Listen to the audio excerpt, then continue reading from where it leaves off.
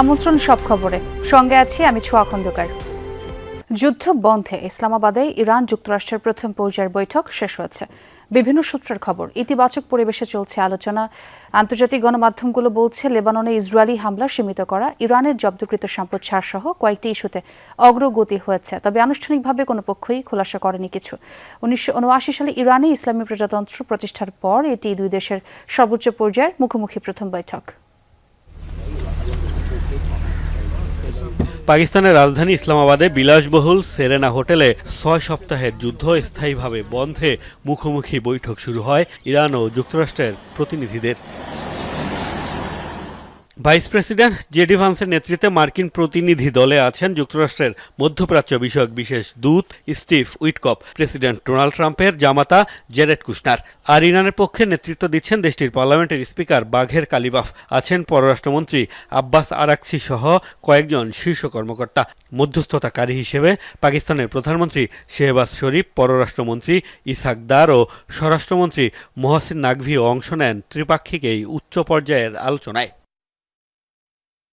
সংশ্লিষ্ট সূত্রের বরাতে বিভিন্ন গণমাধ্যম বলছে, লেবাননের যুদ্ধবিরতি সহ বেশ কিছু প্রধান ইস্যুতে দুপক্ষের আলোচনায় বেশ অগ্রগতি হয়েছে। বিভিন্ন দেশে থাকা ইরানে জব্দকৃত সম্পদ ছাড়ের বিষয়েও হয়েছে ইতিবাচক আলোচনা। এর আগে শান্তি প্রচেষ্টা ভেস্তে গেলে আবারও যুদ্ধে ফেরার প্রস্তুতির কথাও স্মরণ করিয়ে দেয় ইরানের পররাষ্ট্র মন্ত্রণালয়ের মুখপাত্র। কূটনৈতিক কাজ চালিয়ে যাওয়ার পাশাপাশি আমরা পরিস্থিতি নিবিড়ভাবে পর্যবেক্ষণ করছি, সশস্ত্র বাহিনীর সাথে ঘনিষ্ঠ যোগাযোগ রাখছি। সশস্ত্র বাহিনী ট্রিগারে আঙুল রেখেছে আর কূটনীতিকরা সার্বক্ষণিক নজর রাখছে, যাতে যুদ্ধবিরতির সামান্যতম লঙ্ঘনেরও জবাব দেয়া যায়। বলা হচ্ছে, যুদ্ধ বন্ধে আলোচনা অব্যাহত থাকবে। পরবর্তীতে দুই দেশের কূটনীতিকরা অংশ নেবে। 1979 সালে ইরানে ইসলামী বিপ্লবের পর থেকেই যুক্তরাষ্ট্রের সাথে তাদের বৈরী সম্পর্ক। দীর্ঘ এই সময়ে দুদেশের উচ্চ পর্যায়ের প্রতিনিধিদের মধ্যে এটি প্রথম সরাসরি বৈঠক। এর আগে পাকিস্তানের প্রধানমন্ত্রী শেহবাজ শরীফের সাথে আলাদা আলাদা বৈঠক করেন ওয়াশিংটন ও তেহরানের প্রতিনিধিরা। বৈঠকের বিস্তারিত জানানো না হলেও ইসলামাবাদ বিবৃতিতে বলেছে, গঠনমূলকভাবে আলোচনায় অংশগ্রহণের জন্য উভয় প্রতিনিধি দলের অঙ্গীকারের প্রশংসা করেছেন পাক প্রধানমন্ত্রী। এই আলোচনা মধ্যপ্রাচ্যের টেকসই শান্তি প্রতিষ্ঠার পথে একটি বড় ধাপ হিসেবে কাজ করবে বলেও মন্তব্য করেছে দেশটির প্রধানমন্ত্রী কার্যালয়। মোস্তফা মাহমুদ, যমুনা নিউজ। বাংলাদেশের প্রথম 5D AI ইনভার্টার যুক্ত সর্বোচ্চ বিদ্যুৎ সাশ্রয়ী যমুনা এয়ার কন্ডিশনার। ইরানকে নতুন আকাশ প্রতিরক্ষা ব্যবস্থা পাঠানোর পরিকল্পনা করছে চীন। মার্কিন গোয়েন্দা সূত্রে এই তথ্য প্রকাশ পেয়েছে। বিষয়টি সম্পর্কে অবগত 3 জন কর্মকর্তার বরাতে মার্কিন গণমাধ্যম CNN জানিয়েছে, আগামী কয়েক সপ্তাহের মধ্যেই ইরানে নতুন এই এয়ার ডিফেন্স সিস্টেম পাঠাবে চীন। তবে বিষয়টি প্রকাশ্যে আনতে চাইছে না বেইজিং। তাই তৃতীয় কোনো দেশ হয়ে ইরানে এ সমরাস্ত্র পাঠাতে পারে শি জিনপিং প্রশাসন। পাঠানো হতে পারে কাঁধে বহনযোগ্য বিমান বিধ্বংসী ক্ষেপণাস্ত্র বা ম্যানপ্যাডস। নিচ দিয়ে উড়ে যাওয়া বিমানগুলোকে সহজেই টার্গেট করে নিখুঁত হামলা চালাতে সক্ষম এই ব্যবস্থা। অবশ্য ওয়াশিংটনে নিযুক্ত চীনা দূতাবাসের এক মুখপাত্র বলেছেন, ইরানের সমরাস্ত্র পাঠানোর কোনো পরিকল্পনা নেই বেইজিংয়ের। জ্বালানি তেলের চলমান সংকটের মাঝে শুরু হলো ফুয়েল পাস অ্যাপের ব্যবহার। তবে শুরুতেই এটি ব্যবহার করতে গিয়ে হোঁচট খাচ্ছেন অনেক গ্রাহক। কর্তৃপক্ষ বলছে, সময়ের সাথে সাথে এই ফুয়েল পাসের সীমাবদ্ধতা কাটিয়ে ওঠা সম্ভব হবে। অন্যান্য দিনের মতো আজও রাজধানীর ফিলিং স্টেশনগুলোতে ছিল যানবাহনের দীর্ঘ সারি। সংকট সমাধানে দ্রুত বিকল্প উৎস থেকে তেল সংগ্রহে সরকারকে উদ্যোগ নেওয়ার আহ্বান জানান গ্রাহকরা। রাজধানীর দুটি ফিলিং স্টেশনে পরীক্ষামূলকভাবে চালু হয়েছে ফুয়েল পাস। পাম্পে প্রবেশ ও বের হওয়ার পথে এবং গ্রাহকদের দীর্ঘ সারির মাঝখানে টানানো ব্যানারে দেয়া আছে QR কোড। স্ক্যান করলেই মোবাইল অ্যান্ড্রয়েড অ্যাপ ডাউনলোডের লিঙ্ক মিলছে। যদিও শুরুতেই হোঁচট খাচ্ছেন গ্রাহকরা। অ্যাপ নিয়ে বিস্তর অভিযোগ রয়েছে তাদের। নিবন্ধিত মোটরসাইকেলের তথ্য দিলেও তা অ্যাপটি নিচ্ছে না। দীর্ঘ সময় চেষ্টা করেও অনেকে রেজিস্ট্রেশন করতে পারেননি। অ্যাপটি আরও সহজ করার তাগিদ দেন গ্রাহকরা। গতকাল থেকে ট্রাই করছি, সব ইনফরমেশন কারেক্টলি দিচ্ছি, বাট অ্যাপস কাজ করছে না, মানে রেজিস্ট্রেশন নিচ্ছে না। অনেকেরই, শুধু আমার না, আমার সাথে লাইনে অনেকের সাথে কথা হয়েছে, অনেকেই পারছে না। তো আমি যতবার লগ ইনে ট্রাই করেছি আমার তথ্য দেখাচ্ছে ডাটা ম্যাচ করতেছে না। যদি পরবর্তীতে ট্রাই করতে হয় তাহলে কেন এত ঘটা করে বলতেছে আপনার ফুয়েল কার্ড তৈরি করেন বা ফুয়েল পাস তৈরি করেন, আপনাদের তেল নিতে পারবেন। আমি যদি তেল না নিতে পারি তাহলে আমি লগ ইন করতে পারতেছি না, তাহলে আমি এটা কেন করব? শুরুতে কিছু সীমাবদ্ধতা থাকলেও তা দ্রুত সমাধান হবে বলে জানান সংশ্লিষ্টরা। পাম্প কর্তৃপক্ষ জানান অ্যাপের মাধ্যমে নিলে 10 লিটার পর্যন্ত তেল পাবেন মোটরসাইকেল চালকরা, আর অ্যাপ না থাকলে 1000 টাকার বেশি জ্বালানি তেল দেওয়া হবে না। অ্যাপসটা আমাদের এখান থেকে লঞ্চ করা হয়েছে। লঞ্চ মানে টেস্ট পাইলট প্রজেক্ট হিসাবে। অ্যাপসের মাধ্যমে তেল দিতে হলে আমাদের আবার লোক অ্যাসাইন করা আছে থ্রু সিস্টেম। ওই মোবাইলও কিউআর কোড আছে, সো দুটো কিউআর কোড ম্যাচ করে আমরা এখান থেকে তেলটা দেই। যারা অ্যাপসে তেল নিচ্ছেন তাদেরকে আমরা দিচ্ছি 10 লিটার, আর যারা স্বাভাবিকভাবে নিচ্ছেন আগের মতো তাদের জন্য 1000 টাকা এটা রয়ে গিয়েছে। অন্যান্য দিনের মতো শনিবারও ফিলিং স্টেশনগুলোতে ছিল তেলের জন্য যানবাহনের দীর্ঘ অপেক্ষার সারি। দিনের একটি বড় অংশই কেটে যাচ্ছে তেলের জন্য। তেলের জন্য লাইনে দাঁড়ায় আছি, না খাইয়া ভোর 5টা বাজে আইসা রোদ্দুরের ভিতরে 4-5 ঘন্টা থাকার পরে পাম্প বলে তেল নাই। তা আমাদেরকে সরকার এরকমভাবে কষ্ট না দিয়ে বইলা দেখ যে তেল নাই। অফিসে আমাদের এটা নিয়ে অনেক হ্যারাসমেন্টের শিকার হতে হচ্ছে, তো প্রতিদিন তার অফিসে এটা আমাদের কন্টিনিউ করবে না। সরকার বলে তেল আছে, এই তেলগুলা কোথায় গেল? মানুষের সিন্ডিকেট করে কত নিছে তেল বলে। জ্বালানি মন্ত্রণালয়ের দাবি তেলের সরবরাহ স্বাভাবিক রয়েছে, তবে প্যানিক বাইং এর কারণে কৃত্রিম সংকট তৈরি হচ্ছে। সবাই কিন্তু তেল পাচ্ছেন না এমন না, কিন্তু বিষয়টা হচ্ছে তিনি দীর্ঘক্ষণ লাইনে দাঁড়িয়ে থেকে তেল নিচ্ছেন। তো তেল যেহেতু পাচ্ছেন, সুতরাং আমার তো সংকট নেই। তো তিনি যদি সচেতন হন, তিনি যদি অতিরিক্ত মজুদ না করার চিন্তা করেন এবং তিনি আগে যে পরিমাণ যেভাবে তেল নিতেন সেভাবে যদি তেল নেন, তাহলে এই ধরনের দীর্ঘ লাইন বা সারি থাকবে। ভর দুপুরে গ্রাহকদের দীর্ঘ সারি সামলাতে ফিলিং স্টেশনগুলোতে দেখা দেয় বিশৃঙ্খলা। তানভীর মৌসুম, যমুনা নিউজ, ঢাকা। সংরক্ষিত 36 নারী আসনের বিপরীতে শত শত মনোনয়নপত্র উত্তোলন করছেন বিএনপির পদধারী নেত্রী থেকে শুরু করে বিভিন্ন শ্রেণী পেশার নারীরা। নিজেকে অধিকতর যোগ্য, পরীক্ষিত ও ত্যাগী দাবি করে জমা দিচ্ছেন জীবন বৃত্তান্ত। এর মধ্যে দলীয় চেয়ারম্যানের নির্দেশে বিএনপির দায়িত্বশীল নেতারা অর্ধশতাধিক নারী সদস্যের সংক্ষিপ্ত তালিকা তৈরি করছেন। দলের সিনিয়র যুগ্ম মহাসচিব রুহুল কবির রিজভী জানিয়েছেন, আনুগত্য, আন্দোলনে ভূমিকা এবং সংসদীয় কর্মকাণ্ডে দক্ষরা পাবেন অগ্রাধিকার। আন্দোলনের পরিচিত মুখ থেকে শুরু করে শত শত নারী নেত্রী ও তাদের সমর্থকদের পদচারণায় মুখর নয়াপল্টন। উৎসবমুখর পরিবেশে কেউ কেউ মনোনয়নপত্র সংগ্রহ করেন, কেউ এসেছেন জমা দিতে।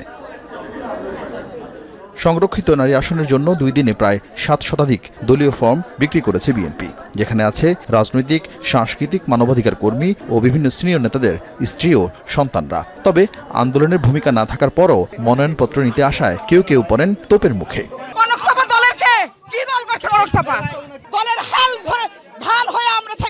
বিএনপিতে যোগদান করার পর থেকেই কিন্তু আমি আমার দেশের মাটিতে দীর্ঘদিন আমি গান গাইতে পারিনি। একদিকে শত শত মনোনয়নপত্র বিক্রি হলেও দলীয় চেয়ারম্যান তারেক রহমান কয়েকজন সিনিয়র নেতাকে যোগ্য প্রার্থীদের প্রাথমিক তালিকা করার নির্দেশ দিয়েছেন। সেই তালিকায় সাবেক সংসদ সদস্যরা যেমন আছেন, বিভিন্ন অঙ্গনের প্রতিনিধিদেরও গুরুত্ব দেওয়া হচ্ছে। সংসদ নির্বাচনে হেরে যাওয়া ও মনোনয়ন বঞ্চিতরাও পাচ্ছেন অগ্রাধিকার। এছাড়া রাজপথের লড়াই করা তরুণ নেত্রীদেরও বিবেচনা করা হচ্ছে, তবে কাউকেই এখন পর্যন্ত নিশ্চিত করা হয়নি। চলতি সপ্তাহে স্থায়ী কমিটির বৈঠকে তালিকা ধরে যাচাই বাছাই করা হবে। হাসিনা বিরোধী আন্দোলনটা পুরোটাই আমরা করেছি রাজপথে থেকে। জেল, জুলুম, রিমান্ড হয়েছে, সেই নারীদেরকে যেন মূল্যায়ন করা হয়। দুঃশাসনে যারাই কাজ করেছে প্রত্যেকটা মেয়ের যেন মূল্যায়ন হয়। আমি নিজেকে যোগ্য মনে করছি, আমি একজন অ্যাডভোকেট। ভয়ভীতি উপেক্ষা করে ভবিষ্যতে নতুন বাংলাদেশ নির্মাণে অংশীদারিত্ব হতে চাই। দল থেকে মনোনয়ন পেলে নারী অগ্রযাত্রা নিজেদের পরিকল্পনার কথাও তুলে ধরেন তারা। আমরা যেন তরুণ নেতৃত্বকে নিয়ে নারীদের সব অধিকার, শিশুদের সব অধিকার যেন আমরা পূরণ করতে পারি। মাদক মুক্ত সমাজ গঠনে আমি আজকে এই মনোনয়ন দাখিল করেছি।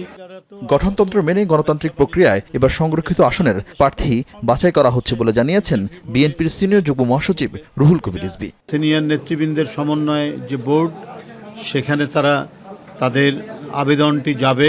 আন্দোলন সংগ্রামে যাদের ভূমিকা রয়েছে এবং যাদের দক্ষতা রয়েছে পার্লামেন্টে কথা বলার অত্যন্ত যুক্তি সহকারে, এবং সমাজে যাদের অত্যন্ত সুনাম আছে, তাদেরকেই নিশ্চয়ই দল বাছাই করবে বলে আমার দৃঢ় বিশ্বাস। রবিবার শেষ হবে দলীয় মনোনয়নপত্র উত্তোলন ও জমাদানের সময়সীমা। এরপরেই দলীয় তালিকা চূড়ান্ত করে ঘোষণা দেবে বিএনপি। তফসিল অনুযায়ী চূড়ান্ত প্রার্থীদের মনোনয়নপত্র জমা দেওয়ার শেষ সময় 21 এপ্রিল। আরিফিন শাকিল, যমুনা নিউজ, ঢাকা। রাজনৈতিক সিন্ডিকেটের কারণে দেশে তেলের সংকট, এই মন্তব্য করেছেন জামায়াত ইসলামীর আমির ও বিরোধী দলীয় নেতা ডাক্তার শফিকুর রহমান। বলেন, সরকারের প্রতিশ্রুতির সাথে বাস্তবের মিল নেই। রাজধানী কৃষিবিদ ইনস্টিটিউটে শ্রমিক কল্যাণ ফেডারেশনের ত্রিবার্ষিক জাতীয় সম্মেলনে যোগ দিয়ে তিনি বলেন, শ্রমিকদের চাহিদা অল্প, তবুও কোনো সরকারই তা পূরণ করতে পারেনি।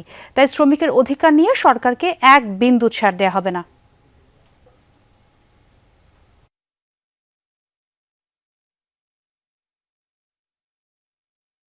ঘুরে ফিরে সিন্ডিকেশন, পলিটিক্যাল সিন্ডিকেশন, যতগুলা বড় সিন্ডিকেশন দেশে হয় আমাদের দেশে, সবগুলার পিছনে রুলিং পার্টি যারা তাদের হাত থাকে। মাঝে মাঝে লোক দেখানো কিছু অপারেশন আমরা দেখি, এই সবগুলার পিছনে খুঁটির জোর আছে বলে এগুলা হচ্ছে। সপরিবারের শিশুদের নিয়ে আয়োজিত মঞ্চ নাটক কবি চিতাভাগ উপভোগ করেছেন প্রধানমন্ত্রী তারেক রহমান। বেইলি রোডে মহিলা সমিতি মঞ্চের শিক্ষক ও কিডস টাইম আয়োজিত এই বিশেষ শিশুতোষ নাটকটি উপভোগ করেন তিনি। শনিবার রাতে বেইলি রোডের মহিলা সমিতি মিলনায়তনে সাধারণ দর্শকের মতো টিকিট কেটে নাটকটি উপভোগ করেন প্রধানমন্ত্রী। শিকরের পরিচালক জানান, নাটকটির রচনা থেকে শুরু করে মঞ্চায়ন পর্যন্ত সবকিছু নেপথ্যেই ছিল শিশুরা। মূলত শিশুদের সৃজনশীলতাকে উৎসাহিত করতেই প্রধানমন্ত্রীর এই উপস্থিতি। মহিলা সমিতি কর্তৃপক্ষ জানায়, আকস্মিক এই সফরে উপস্থিত সবাই একসাথে অভিভূত ও বিস্মিত হন। পুরো সময় জুড়ে অত্যন্ত প্রাণবন্তভাবে শিশুদের এই পরিবেশনা উপভোগ করেন সরকার প্রধান। মাননীয় প্রধানমন্ত্রীর সঙ্গে আমার কথা হয়েছিল এবং উনি আমাকে যেটা বলতেছিল যে বাচ্চাদের কারিকুলামেও উনি চিন্তা করতেছে যে এই ধরনের কার্যক্রম, এক্সট্রা অ্যাক্টিভিটিসগুলো, নাটক, গান, এগুলাকে কিভাবে ইনভলভ করা যায়। স্যারে বলতেছিল যে নাটকের মাধ্যমে বাচ্চাদেরকে অনেক সহজে মেসেজ ডেলিভার করা যায়। রোববার শুরু হচ্ছে হামের টিকাদান কর্মসূচির দ্বিতীয় ধাপ। রাজধানী ঢাকা সহ 4 সিটি কর্পোরেশন এলাকায় টিকা পাবে 12 লাখের বেশি শিশু। উত্তরে প্রায় 5 লাখ এবং দক্ষিণে 4.5 লাখের বেশি শিশু পাবে এই টিকা। কেন্দ্র থাকবে 1100-র বেশি। টিকা দেয়া হবে 11 মে পর্যন্ত। প্রথম 8 দিন স্থায়ী কেন্দ্রের পর টিকা শুরু হবে স্কুল, মাদ্রাসা ও ডে কেয়ার সেন্টারে। একই দিন টিকা দেয়া হবে বরিশাল ও ময়মনসিংহ সিটি কর্পোরেশন এলাকায়। কর্মসূচি চলবে প্রায় 1 মাস। আমাদের সিরিঞ্জের কোনো ঘাটতি নাই, টিকারও কোনো সমস্যা নাই। ইনশাআল্লাহ আমাদের সকল বাচ্চারা টিকা পাবে। আমরা শুধু এখন শুরু করছি ইমার্জেন্সি বেসিসে এবং এটা আমাদের নিয়মিত ইপিআই কর্মসূচির সাথে আমরা একত্রিত হয়ে যাবে। দেশে প্রতিদিনই বাড়ছে হামে আক্রান্ত রোগীর সংখ্যা। আক্রান্তদের মধ্যে বেশিরভাগই শিশু।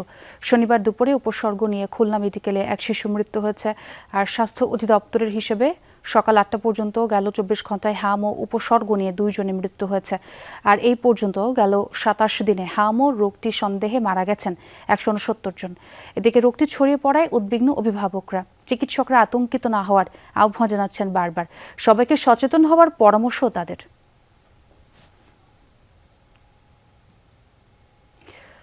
অধ্যাপক ডাক্তার কামরুল ইসলামের কাছে চাঁদা দাবির বিষয়টি এখনও জানেন না বলে জানিয়েছেন স্বাস্থ্যমন্ত্রী সরদার মোহাম্মদ সাখাওয়াত হোসেন। সাংবাদিকদের কাছ থেকে চাঁদা দাবি বিষয়টি জানার পর জড়িতদের আইনের আওতায় আনার ঘোষণা দেন তিনি। বাংলাদেশ প্রাইভেট মেডিকেল কলেজ অ্যাসোসিয়েশনের বার্ষিক সম্মেলনে যোগ দিয়েছিলেন মন্ত্রী। অনুষ্ঠানে তিনি বলেন, চিকিৎসকরা নৈতিকভাবে দুর্বল হয়ে পড়লে কোনোভাবেই ভালো মানের সেবা দেয়া সম্ভব না। এ সময় হামের পরিস্থিতি তুলে ধরে রোগ নিরাময়ে সরকারের নানা উদ্যোগের কথা তুলে ধরেন সরদার সাখাওয়াত হোসেন।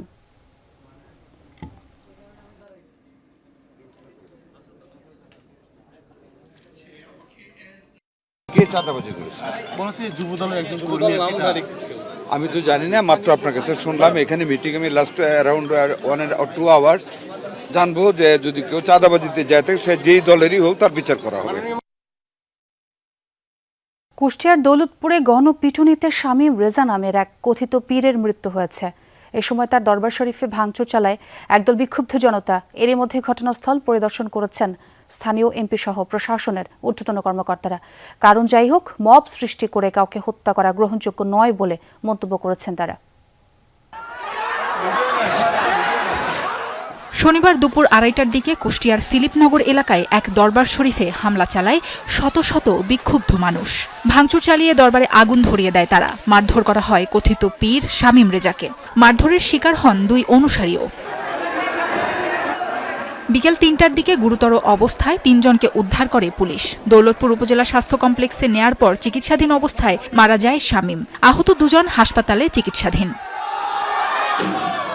বিক্ষুব্ধদের দাবি, নিজেকে কালান্দার বাবা জাহাঙ্গীর সুরেশ্বরীর অনুসারী হিসেবে পরিচয় দিতেন শামীম। কোরআন ও ইসলাম নিয়ে আপত্তিকর মন্তব্য করেছেন তিনি। তবে নিহতের বড় ভাই ফজলুর রহমান জানান, ওই দরবার শরীফে কোনো অনৈতিক কাজ হতো না। ভাই হত্যার সুষ্ঠু বিচার দাবি করেন তিনি। ওই সনাতন ধর্মের যা হয়, জাহাঙ্গীর বাবার কি নাম শুনেছেন? কেরানীগঞ্জে পুনর্ভক্ত, কিন্তু যারা ওই সম্বন্ধে জানে একটু খোঁজ নিয়ে দেখেন। বিভিন্ন টিভিতে খারাপ কাজ করতো না, বিড়ি, সিগারেট, মদ, গাঁজা কোনো রকম কোনো প্রশ্ন ছিল না এখানে। এখানে কি কোনো বৈঠক হচ্ছে?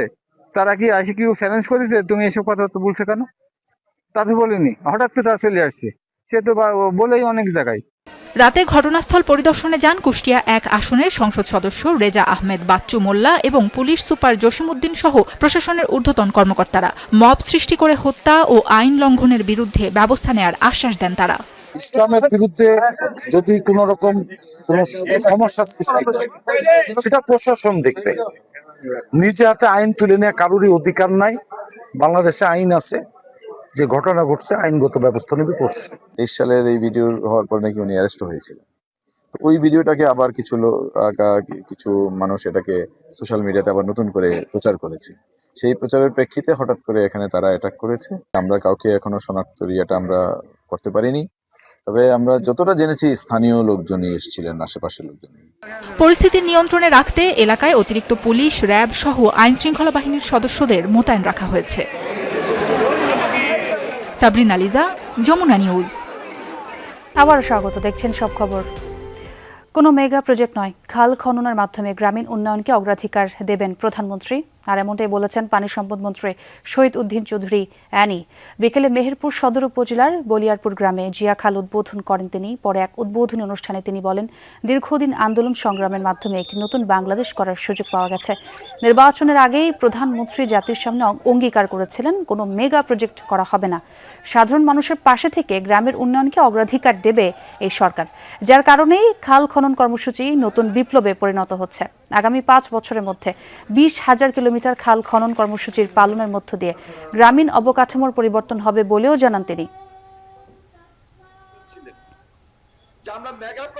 টেকসই উন্নয়নের লক্ষ্য অর্জনে চ্যালেঞ্জ, বৈশ্বিক জলবায়ু ঝুঁকি মোকাবেলা, নিরাপদ পানি ও ডেল্টা প্ল্যান বাস্তবায়নে করণীয় বিষয়ে UIU-তে শুরু হলো 8ম টেকসই উন্নয়ন বিষয়ক আন্তর্জাতিক সম্মেলন 2026।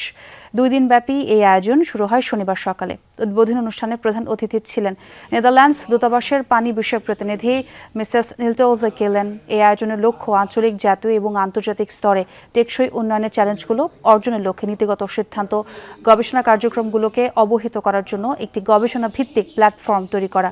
এবারের সম্মেলনে 8টি ভিন্ন থিমের অধীনে প্রায় 550টি গবেষণা পেপারের মধ্যে থেকে 365টি গবেষণাপত্র উপস্থাপনের জন্য নির্বাচিত করা।